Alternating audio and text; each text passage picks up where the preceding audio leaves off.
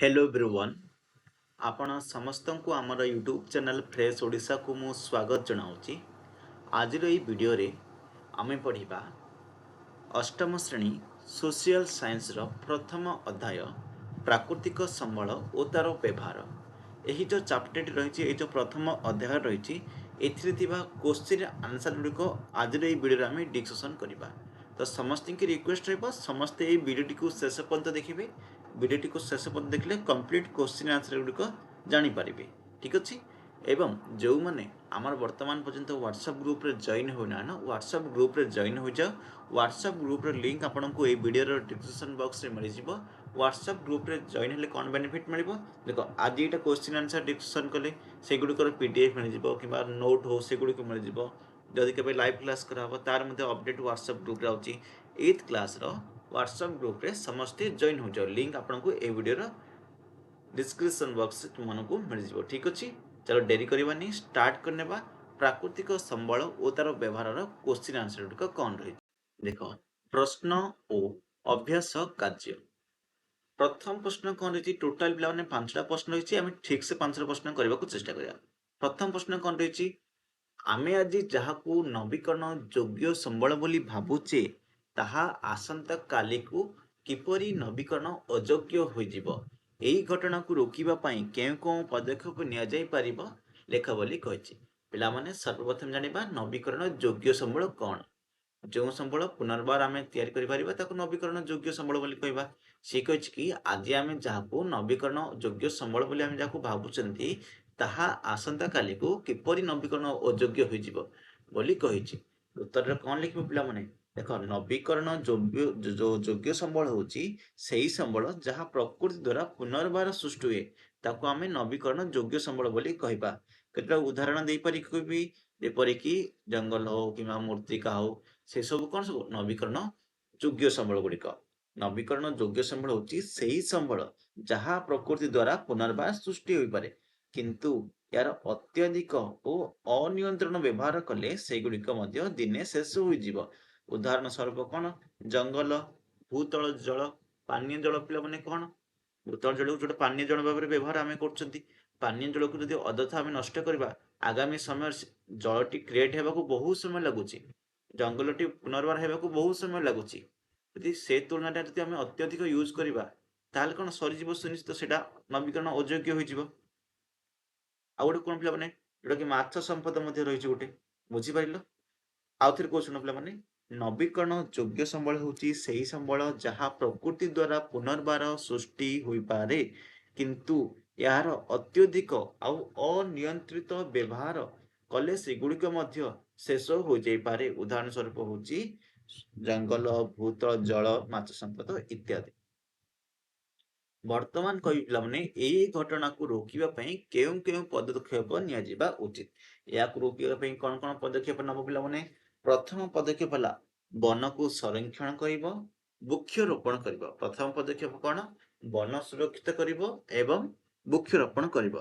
द्वितीय पदक्षेप कोन? जलर सठिक व्यवहार करिवो, वर्षा जल को संरक्षण करिवो। तृतीय पदक्षेपटी कौन? प्राकृतिक संबलर अपचय बंद करवा। कौन? प्राकृतिक संपदर अपचय को आम बंद करवा। तृतीय कौन पिला माने? तृतीय कहले प्राकृतिक संपद को बंद करवा, अपचय को बंद करवा। आ गोटे मन रखिबो 3R आम जहाँ को 3R माने कौन पिला माने? Reduce, reuse, recycle. कौन? रेड्यूस, रीयूज, रिसाइकल नीति को अवलंबन करवा पिला माने। ठीक अच्छे। रेड्यूस माने कमेवा, रियूज माने पुनर्व्यवहार करवा, तापर रिसाइकल माने कौन? पुनर्व्यवहार योग्य बनाइबा, रिसाइकलिंग करवा। जेपरिक तुम माने देखुथबो गोटे पॉलिथिन आनिल, दुकानी वाला तुम सामान ना गोटे पॉलिथिन देला, से जदि से पॉलिथिन टिके दउछ पिला माने, से पॉलिथिन को अଯଥା फिंगाड़ी देबनी, ताको कोन करबो? रियूज करबो। जो द्वारा कि पुनर्बार तो आ गोटे दुकान को आनिबा गले आ गोटे पॉलिथिन वेस्ट हेबो नै, सेटा को रियूज कहवा जाए। आ गोटे कोन उदाहरण रिसाइकल माने कोन? सो माने प्लास्टिक जिनस गुडी को व्यवहार करथबो जानिछ। प्लास्टिक जिनस गुडी को कबाड़िया वाला बनाई नै जानती, से गुडी कोन रिसाइकलिंग करा जाए। बुझि पारले ना? ओके। रेड्यूस माने कोन? रेड्यूस करबा अर्थात कमेइबा। 3R मूल्य बुझिलो? 3R माने कोन? तापर 5 नंबर पॉइंट कोन अछि? पांच नंबर पॉइंट हूँ सरकार परिवेश सुरक्षा नियम को पालन करवा। जो सरकार द्वारा परिवेश सुरक्षा नियम बना जाऊँगी सेगुड़ को आम समस्ते पालन करवा पे आ मुख्य पॉइंट सबुठारु गुरुत्वपूर्ण पॉइंट कौन लिख लोक मध्य सचेतनता सृष्टि करवा। लोक मध्य सचेतनता सृष्टि करवा हूँ गोटे घटना जो द्वारा कि आम ये घटना गुड़ी को रोकदे पारिबा। पे दुई नंबर क्वेश्चन कौन कही मनुष्यर सेवारे आसुथिबा पांचटी परिसंस्था कार्यावली इकोसिस्टम फंक्शन नाम कुह बोली कही। मनुष्यर सेवारे आसुथिबा पांचटी परिसंस्था कार्यावली नाम कहवा कही। कौन कौन पिला माने देख मनुष्य परिसंस्थार मुख्य जो कार्यावली गुड़िक कौन कौन पिला माने प्रथम तो ऑक्सीजन जोगाइबा अर्थात अम्लजान जोगाइबा। द्वितीयटी कौन खाद्य औषध काठपली संबल को प्रदान करवा। कौन खाद्य औषध काठपली संबलटी को प्रदान करवा। तृतीय कौन जलवायुर संतुलन रक्षा करवा। तृतीयटी मेन पॉइंट पे जलवायुर संतुलन को रक्षा करवा। चतुर्थ पॉइंट कौन कही चतुर्थ पॉइंट हूँ जल और वायु को विशुद्ध करवा। पांच नंबर पॉइंट कौन मृत्तिकार उर्वरता और पोषक चक्र को बजाय रखा। आउ थे कौन पे शुण मनुष्य परिसंस्थार मुख्य कार्यावली गुड़िक है अम्लजान जोगाइबा खाद्य औषध काठ भली संबल को प्रदान करवा जलवायु संतुलन रक्षा करवा जल और वायु को विशुद्ध करवा। पांच नंबर कौन पे मृत्तिकार उर्वरता और पोषक चक्र को बजाय रखा। मृत्तिकार उर्वरता और पोषक चक्रटी को बजाय रखा। बुझिपार बर्तमान है तीन नंबर क्वेश्चन। तीन नंबर क्वेश्चन कौन कही नवीकरण योग्य संबल गुड़िक कौन कौच कि नवीकरण योग्य संबल गुड़िक कौन सेगुड़िक नवीकरण अयोग्य संबल ठारू किपरि भिन्न सेगुड़िक नवीकरण अयोग्य संबल ठारू किपरि भिन्न वर्तमान एवं भविष्यत पीढ़ी निमंते नवीकरण योग्य संबलर उपलब्धि निश्चित करने लोक मैंने कौन करें यार दुईटी उदाहरण दिए बोली कही।